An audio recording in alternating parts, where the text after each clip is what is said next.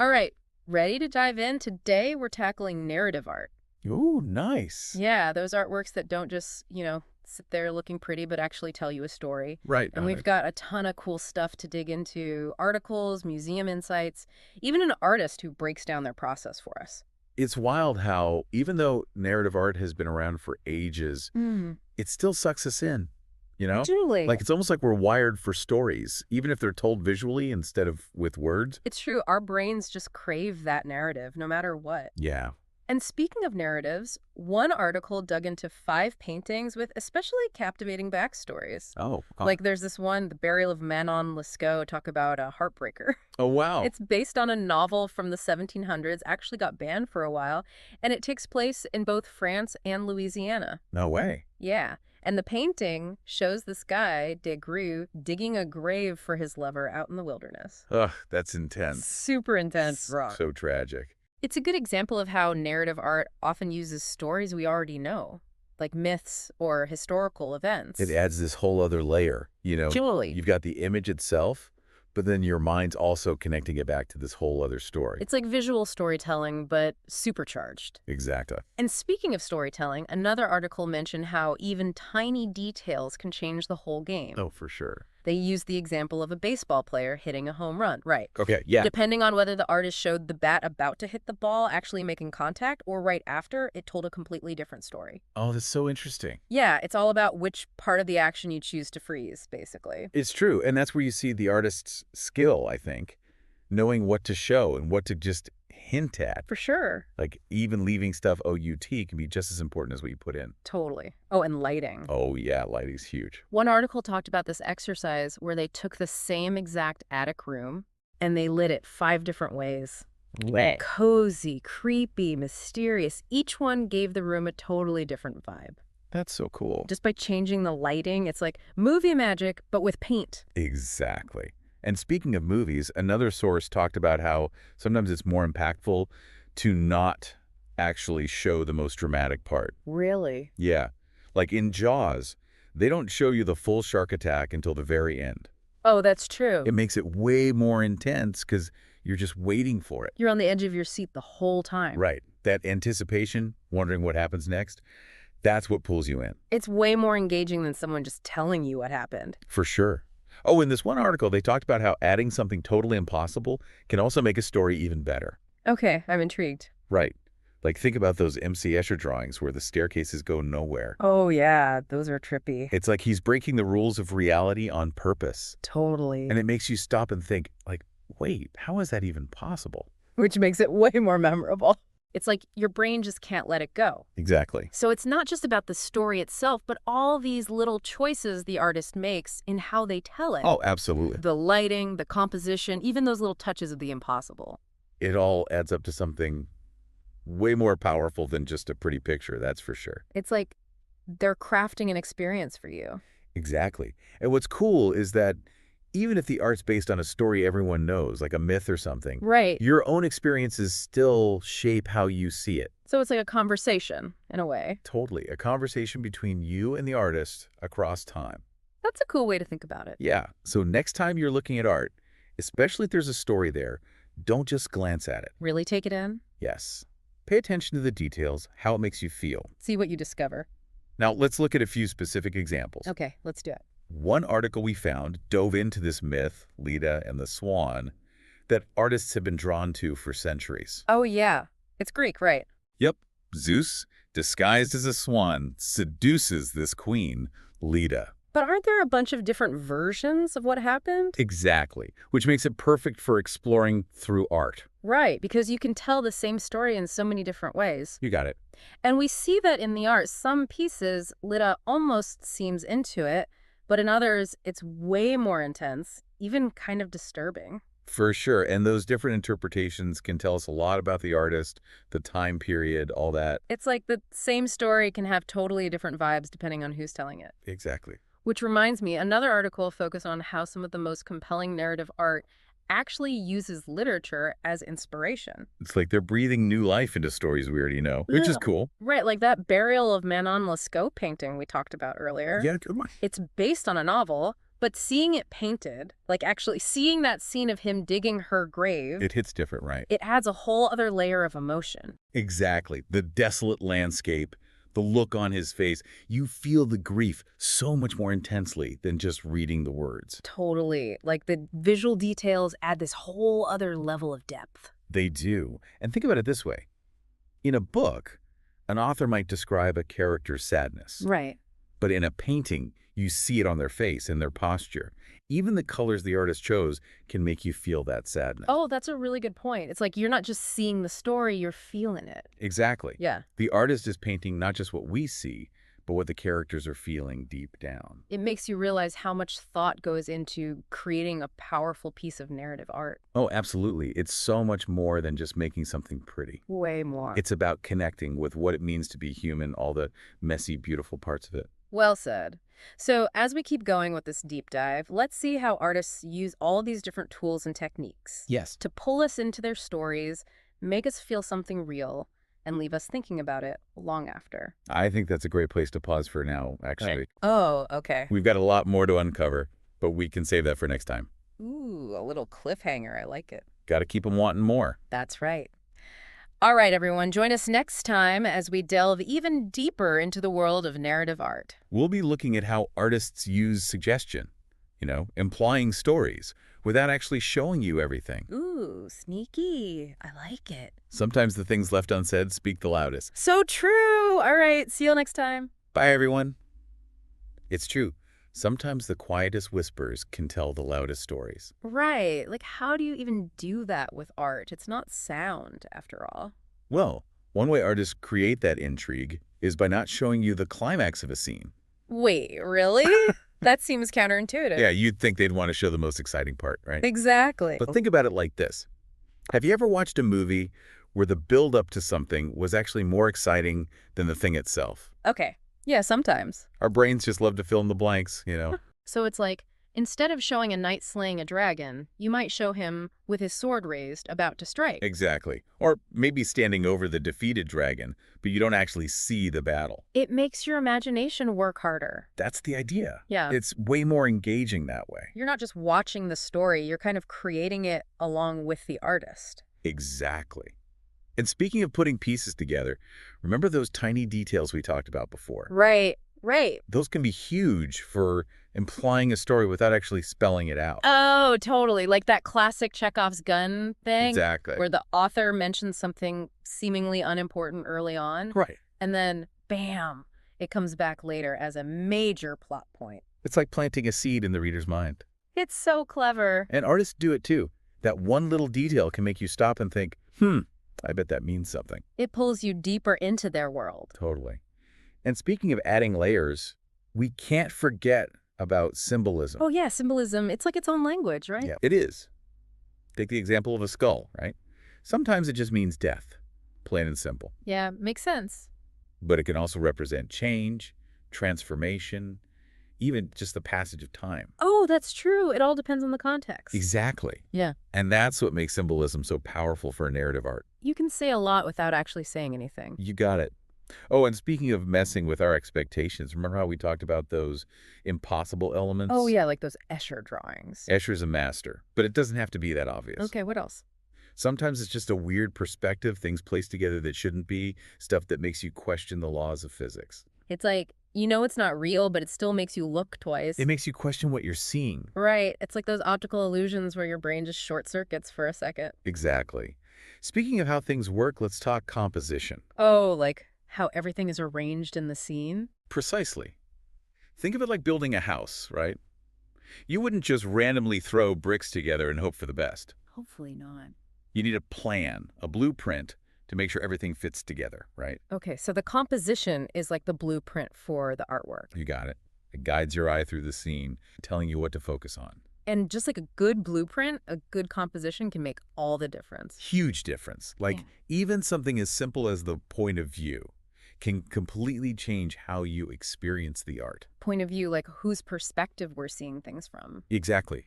Are we looking down on the scene, up at it, or through the eyes of one of the characters? Oh, it's like how in movies, different camera angles make you feel totally different. Exactly. A low camera angle can make someone seem powerful, even threatening. High angle makes them seem small, vulnerable. Right. And painters can do the same thing just by changing your perspective in the composition. That's so cool. And don't even get me started on light and shadow. Oh, right. We talked about lighting setting them. It does that too, but it also directs your attention. How so? Think about it. When you walk into a dark room, what's the first thing you notice? The light switch. Exactly. Or like a lamp or wherever the light is coming from. Okay, yeah. Artists use that same principal areas with really strong contrast where light and shadow meet. Those are going to draw your eye. So they can use light to kind of highlight the important parts of the story? Exactly. Just like a good lighting designer can make or break a play. Oh, that's a good analogy. It's all about guiding the viewer's eye, making them see what you want them to see. This is making me think about those little details again. Are there any composition tricks for that? You're good. There's this thing called leading lines, basically lines in the artwork that naturally draw your eye towards a certain point. Oh, I kind of get it. So not just what you highlight, but the path your eye takes to get there. You got it. A road winding into the distance, someone pointing at something, even how objects are arranged on a table can do this. Wow. Like subliminal messaging, but with art. Subliminal art. Yeah. I like it. And speaking of things that influence us without us even realizing it, color. Oh, color's huge. I know it affects my mood, but I never thought about it in terms of storytelling. Well, think about it. Mm. What do you associate with the color blue? Calmness, sadness sometimes, the ocean, obviously, Exactly. Now what about red? passion, anger, danger. Right. See, colors already have all these meanings attached to them. That's why brands are so picky about their colors. Exactly. And artists use color in the same way to make you feel a certain way about what you're seeing. So a scene with warm golden light will feel happier than one that's all dark blues and greens. Exactly.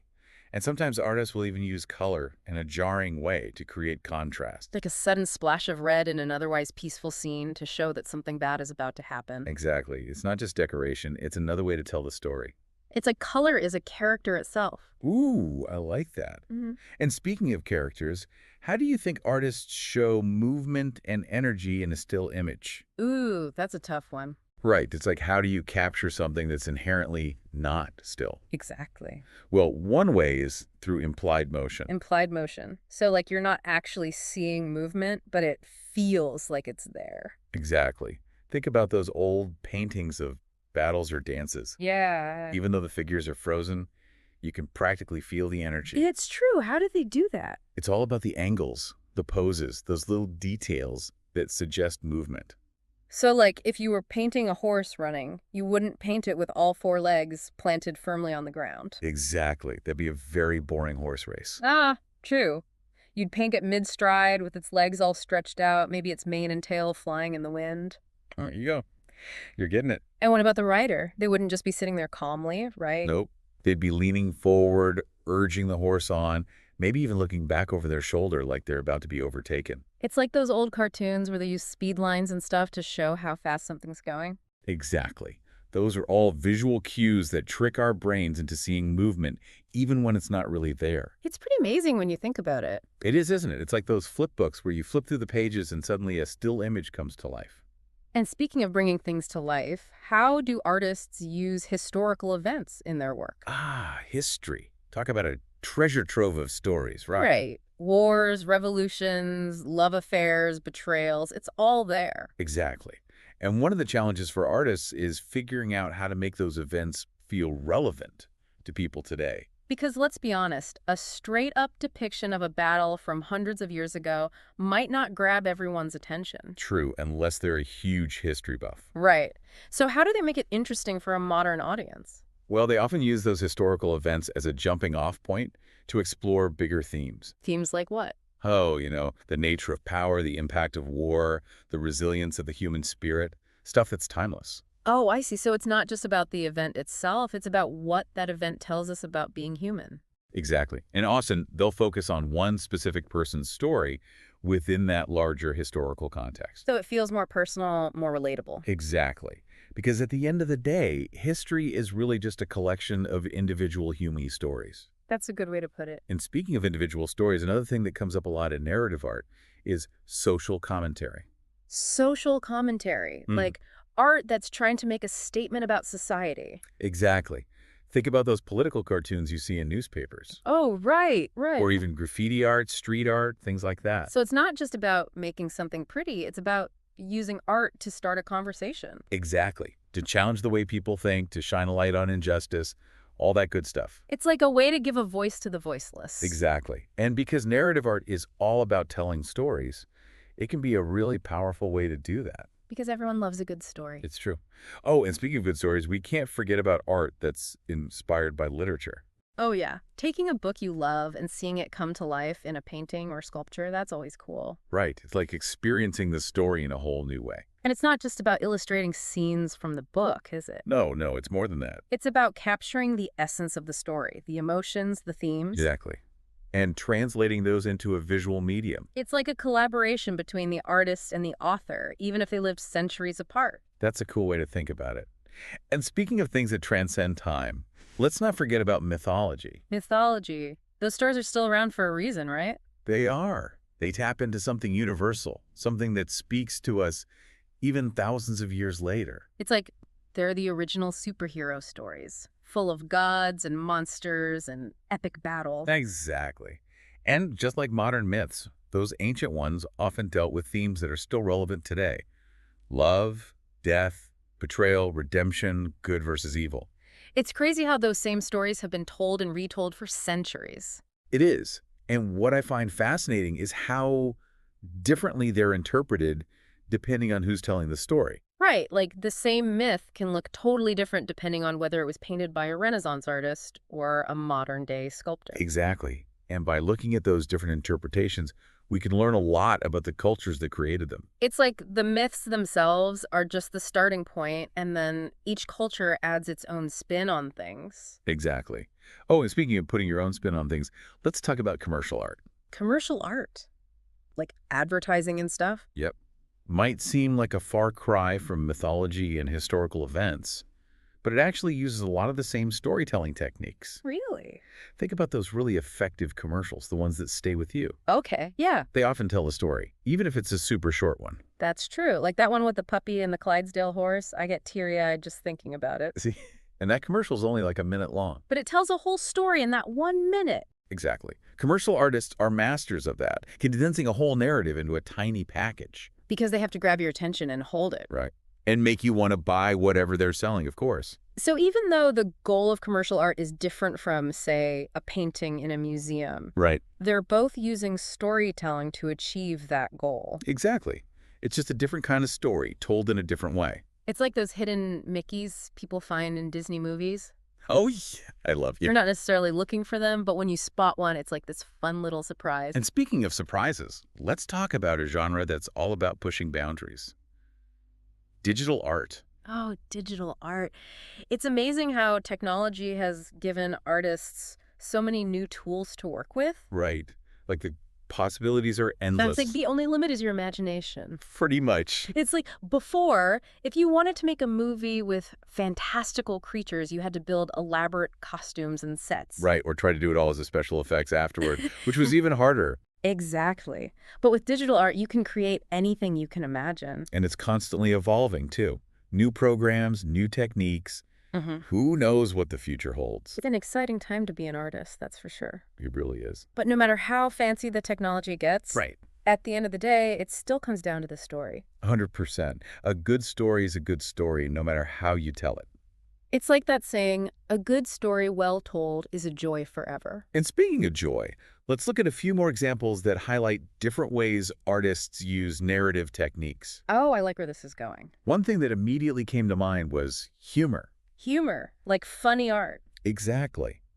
Because even though we often think of art as being serious, trying to make you think deep thoughts, Right. humor can be just as powerful. That's true. Like, sometimes you remember a funny cartoon or a satirical painting more than you would more traditional, serious artwork. Exactly. Humor can really disarm you, make you more receptive to a message. It's like sneaking in a bit of medicine with a spoonful of sugar. That's a great way to put it. So we've got humor. What else? Well, on the complete opposite end of the spectrum, we have horror. Ooh, Ooh, horror. Now that's a genre that knows how to tell a story. Right. It gets under your skin, stays with you long after you finish watching or reading. It's like those nightmares that wake you up in a cold sweat. Exactly. But unlike nightmares, horror in art is a controlled experience. Okay, that's a good point. You're choosing to engage with it, to confront those fears in a safe environment. And a lot of times those horror stories are really just metaphors for real life fears, right? Exactly. The fear of the unknown, the fear of death, the fear of losing control, it's all there. And by confronting those fears in a safe way through art, Right. maybe we can understand them a little better, maybe even overcome them. Exactly. It's like therapy, but with monsters and scary clowns. Okay, that took a turn. But I get what you're saying. So from humor to horror, what other emotions do artists tap into? Well, you can't talk about emotions without talking about love. Ah, love, the most powerful force in the universe. Some might say so. And it's no surprise that it's been a central theme in art for, well, pretty much forever. From those ancient Greek sculptures to Renaissance paintings to modern day photography, love is everywhere. It is. And what makes it so interesting is that it's not always portrayed in a positive light. Okay, yeah, it's not all hearts and flowers, is it? Nope. Sometimes it's about heartbreak, jealousy, obsession, the messy stuff. Because let's face it, real life isn't always a fairy tale. Exactly. And by showing those different sides of love, those messy, complicated aspects. It makes the art more relatable, right? Exactly. Because we've all been there, we've all felt those things. And speaking of things we've all felt, what about identity? That seems like a big one, especially these days. Identity is huge. It's about who we are, how we see ourselves, how we fit into the world. And with social media and everything, it's almost like we're constantly being told who we should be, what we should look like. Right, there's all this pressure to fit in. Exactly. So it's no wonder that artists are exploring these themes in their work. It makes sense. Art can be a way to push back against those expectations, to celebrate individuality. It's like you're creating your own world, your own rules. Exactly. And speaking of worlds, another theme that often comes up in narrative art is memory. Memory, like childhood memories and stuff. That, but also like collective memory, historical memory. Okay, yeah. How we remember things, why we remember things, how those memories shape who we are. It's like that saying, we are the stories we tell ourselves. Exactly. And artists often use their work to explore those stories, those fragments of the past that make up our present. It's like they're trying to piece together a puzzle, but some of the pieces are missing, or maybe they don't quite fit. That's a great way to put it. And sometimes the act of creating art is how they make sense of those memories, how they find meaning in the chaos. It's like therapy, but with paint and clay instead of a therapist's couch. Exactly. This has been an incredible journey. We've covered so much ground. We really have. From the building blocks of a good story all the way to these deep philosophical themes. It's amazing to think that artists can convey all of that through their work. It really is. And the journey's not over when you leave the museum or close the book. Right. The best art stays with you long after you've experienced it. It makes you think, it makes you feel, and hopefully it makes you see the world a little differently. That's what it's all about. It really makes you appreciate the power of art, you Yeah. know? Like one area we haven't even touched on yet is how artists use dreams as inspiration. Oh, yeah. Dreams. Talk about getting into weird territory. Right. It's like, how do you even begin to capture that feeling in a painting or sculpture? Well, it's interesting because dreams are already visual, right? So in a way, it's like the artist is giving you a direct line to their subconscious. Ooh, that's a cool way to think about it. Right. It's not like they're painting something from real life. It's like they're painting a feeling, a memory, something that only exists in their mind. And that can create a really specific mood, can it? Totally. Think about those paintings that make you feel like you're in a dream, you know, where the rules of logic don't apply. Oh, yeah, where everything's kind of familiar but also off. Exactly. And that can be unsettling, but also really intriguing. It's like those moments right before you fall asleep when your mind is just wandering and anything seems possible. Yes. And some artists are masters at capturing that feeling.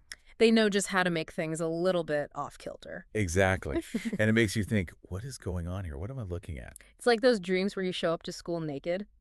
Oh, God, the worst. You're mortified, but also there's a part of you that's like, wait, why am I so hung up on this? It's just a dream. And that's the thing about dream logic. It doesn't follow the same rules as waking life. Exactly. Yeah. So dreams. What other personal stuff do artists use in their work? Well, another big one is memory. Oh, yeah, memory's huge. Right. Our memories, they shape who we But are. they're also so unreliable, you know? Totally. It's like trying to hold on to water. The harder you squeeze, the more slips through your fingers. That's a perfect way to put it. Like, I have all these vivid childhood memories, but who knows how accurate they actually are? Exactly. And artists, they grapple with that too. So they're not necessarily trying to recreate a specific event exactly as it happened. Not always, no. It's more about capturing the feeling of the memory, the essence of it. Exactly. And sometimes, even just the act of trying to recreate a memory through art can change it. Oh, interesting. So it's like the memory itself becomes a starting point, but then the art takes on a life of its own. Exactly. And that's what makes it so fascinating. Because you're not just seeing the memory, you're seeing how the artist has processed it, how it shaped them. It's like a window into their soul. And sometimes those personal stories, those memories, they end up resonating with people in a really powerful way. Oh, absolutely. Mm. Because even though everyone's experiences are different, there are these universal truths that we all share. Exactly. Like we've all felt love, loss, joy, grief. Those are the things that connect us as human beings. And art has this amazing ability to tap into those universal truths. Totally. It transcends language, culture, time. It's a way for us to connect with each other on a really deep level. It's like this incredible conversation that's been going on for centuries. Right. From the cave paintings of our ancestors to the digital art of today, it's all connected. And the conversation continues. Every time you look at a piece of art, every time you create something of your own, you're adding to that conversation. And that's what makes it so exciting. It's a never-ending story. Well said. So as we wrap up this deep dive into narrative art, I think the biggest takeaway for me is just how powerful a tool it is. Totally agree. It's not just about making pretty things. It's about communication, expression, connection. It's about understanding ourselves and the world around us a little bit better. Exactly. So to everyone listening, the next time you encounter a work of art, don't just glance at it and move on. Time. Really look at it, ask yourself questions. What's the story here? How does it make me feel? What is the artist trying to say? You might be surprised at what you discover. Happy exploring, everyone. See you next time.